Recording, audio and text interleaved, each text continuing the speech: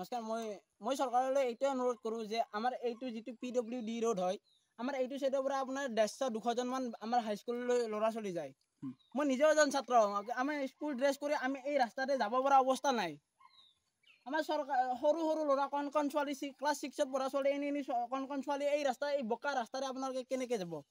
গতিকে চৰকাৰৰ ওচৰত আমি বিনম্ৰ অনুৰোধ, মই নিজে এজন ষ্টুডেণ্ট হৈ কিনে মই আপোনালোকক অনুৰোধ জনাইছোঁ যে অতি সোনকালে এই পথটো যাতে আপুনি ষ্টুডেণ্টখিনি স্কুললৈ অহা যোৱাৰ কাৰণে যাতে বিনম্ৰভাৱে মেৰামতি কৰি দিয়ে, মই তাৰ কাৰণে চৰকাৰৰ ওচৰত আহ্বান জনাইছোঁ। নহ'লে এই ৰাস্তাটো যদি এনেকুৱাকৈ বেয়া হৈ থাকে, ষ্টুডেণ্টখিনিৰ আপোনাৰ জীৱনটো ধ্বংস হ'ব।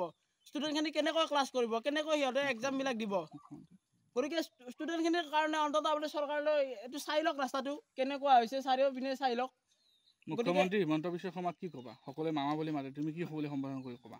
মই মামা বুলি ক'ম, মই বেলেগে সম্বোধন কৰি নকওঁ। মই মামালৈ এতিয়াই অনুৰোধ যাতে এই ৰাস্তাটো সোনকালে আমাক মেৰামতি কৰি দিয়ে, যাতে ষ্টুডেণ্টখিনি অতি সহজে যাতে স্কুললৈ অহা যোৱা কৰিব পাৰে, তাৰ বাবে মই চৰকাৰৰ ওচৰত বিনম্ৰ অনুৰোধ জনাইছোঁ। ক'ব লগা হৈছে নিজৰে চৰকাৰ, নিজেই ভোট দিছোঁ, কিন্তু আজি নিউজ চেনেল নিজেই মাতিবলগীয়া হৈছে। কৰিম কি? আজি মোৰ 16 মাহীয়া ছোৱালীজনীৰ 2 বছৰ হয়, এটি ৰাস্তাৰে মই 16 মাহৰ বেজীটো নিব পৰা নাই চাব চেণ্টাৰলৈকে, কেনেকৈ নিম? চৰকাৰ জনপ্ৰতিনিধিৰ কোনো চকু নাই। আমাৰ ছাৰ আহিলে, আমাৰ নিজৰে বিধায়ক, স্থানীয় বিধায়ক ধৰ্মপুৰৰ, তেখেতক আমি জনালোঁ। তেখেতক আমি আগতে বহুতবাৰ গৈছোঁ। এই ৰাস্তাটো PWD ডিপাৰ্টমেণ্টৰ একমাত্ৰ ৰাস্তা। এইটো ৰাস্তা আপোনাৰ একেবাৰে বৃহৎ অঞ্চলৰ পৰা একদম আপোনালোকৰ হাফুৰ, চামতা, বেলখৰ, নলবাৰী গোটেই যাব পাৰে। এই মানুহখিনি খৰালি বহুত মানুহ এনেকৈ গাড়ী মটৰ চলে, কিন্তু বাৰিষা হ'লে মানুহ নাহে এনেকুৱা ৰাস্তাত কিয় আহিব? কৃষি প্ৰধান অঞ্চল, আমাৰ কৃষকখিনি মাল বেচবা যাব পৰা নাই, বস্তু বেচবা যাব পৰা নাই। নদলা বজাৰলৈ যায়, ইভাগে হাৰিভাঙা যায়, টিহু যায়, ঘৰতে পচি আছে। আমি বৰ্তমান মিলক ধান নিব পৰা নাই। বেমাৰ হ'লে ৰোগী সিদিনা আমাৰ ঘৰৰে এজন গৰ্ভৱতী মহিলা আমি দাঙি নি পাৰ কৰি মাত্ৰ বেলেগ জেগাত থৈছোঁ, এতিয়াও বেলেগ জেগাতে আছে। আৰু এনেকৈ কিমান বেমাৰী, বৃদ্ধ একজন নিছোঁ দাঙি মাত্ৰ, বৃদ্ধ মানুহ এজন ইয়াতে মাথা ঘূৰাইছিল, হাৰ্ট ষ্ট্ৰক বেমাৰী, ইয়াতকৈ দাঙি নি মাত্ৰ আমি সেই মেডিকেল পহুচাইছোঁ। গাঁওখনতে বহুত মানুহ আছে, মোটামুটি এই গাঁওখনত মোটামুটি 150 ঘৰ মানুহ আছে। লগতে এইটো ৰাস্তাটো একদম মূল ৰাস্তা, চামতা সংযোগী পথ, এই ৰাস্তাটো হাৰিভাঙাৰ পৰা। গতিকে অতি দুখ লগা হৈছে। গতিকে আমাৰ জনপ্ৰতিনিধি, আমাৰ 35 নং পশ্চিম ধৰ্মপুৰ গাঁৱৰ পঞ্চায়তৰ অন্তৰ্গত আমাৰ এইটো এটা PWD মেইন ৰোড, এতিয়া একমাত্ৰ ৰোড সন্ধেলি গাঁৱৰ। গতিকে অলপ কমচে কম আমাৰ মানুহখিনি বাচি থাকিবলৈ দিয়ক। আমি নিজে চাকৰি নকৰোঁ, আমি কাম কৰোঁ।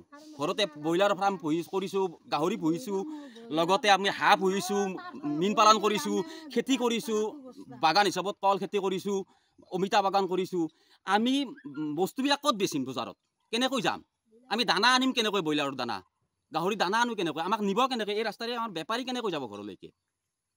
আজি আমাৰ পেটত গামোচা বান্ধিব লগা হৈছে ৰাস্তাৰ কাৰণে।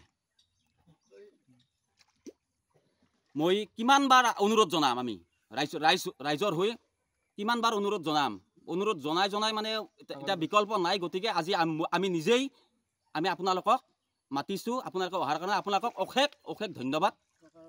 চৰকাৰৰ লক্ষ্য কৰক, এই ৰাস্তাটো PWD ডিপাৰ্টমেণ্টৰ ৰাস্তা। আমাৰ চলি স্কুলত যাব নোৱাৰে, একদম পতাত লুতুৰ পুতুৰ হৈ যায়, পৰি যায়। কিছুমানৰ হাত ভাঙলা, কিছুমানৰ ভৰি ভাঙলা, গৰ্ভৱতী মহিলা নাও দি নিবা লাগে, ভেল কৰিছে, ভেল কৰি ভেলেদি নি হাৰি ভাঙাত থৈছি। এনাহান আমাৰ স্কুল বাতি গেলা চলি গেলাই যাব নোৱাৰে, বহুত পঢ়া পাতি বহুত অসুবিধা হৈছে। আপোনালোকে কি কৰে কৰক, এতিয়া এইটো বহুত বছৰ হ'ল এই ৰাস্তাটো এনা হৈ থাকবা। বানপানীতো বাপৰে একদম হয় দি আহি একদম মানুহ যাবাই নোৱাৰি, নদী হেন হৈ গৈছে। মন্দিৰত ছাতি দিবা নোৱাৰো, মই টকত ধৰি 2-3টা আগদিন না 2 দিন গেছো, মই যাবা নোৱাৰো। ৰাস্তা ইমান খাল হৈছে, কিমান অসুবিধা পাইছো, চকুৰ পানী মুচবা লগা হৈছে। জিলা প্ৰশাসন বা পঞ্চায়তৰ ফালৰ পৰা খবৰ লৈছে নে কোনোবা জনপ্ৰতিনিধি? সেইদিনা মন্ত্ৰী আছিল, মন্ত্ৰী আহি পাটোৱাৰী আহি কৈছিল বোলে আমি এটা ব্যৱস্থা কৰিম, যে ধৰ্মপুৰৰ ৰাস্তা যে এনেকুৱা হৈ আছে আমি গমেই নাপাওঁ, এনেকুৱা কৈছিল। ইটা দেং বুলি কৈছে ইটাকলৈকে দেখোন আকৌ খবৰে নাই এতিয়া বোকাপানী গছকি আপোনালোক আহিছে বোকাপানী গছকি যাওঁ তাৰমানে ইবাগে গেলি সিবাগৰ পৰা আহিবা চিন্তা বহুত চিন্তা হয় এতিয়া আজি ভুই ৰুব লগা হ'ল ৰাস্তাত ভুই ৰুব লগা হৈছে সেইকাৰণে ভুই ৰুই দিছোঁ তাত কৰি ৰাস্তাটো নালগে ধানে হওক পঢ়িবা নাংগে চলি সেনেকে থাকক চৰকাৰে কি ব্যৱস্থা লৈ লওক যিকোনো খবৰৰ বাবে যোগাযোগ কৰক আমাৰ এই নম্বৰত 7099017330 আৰু 7099017110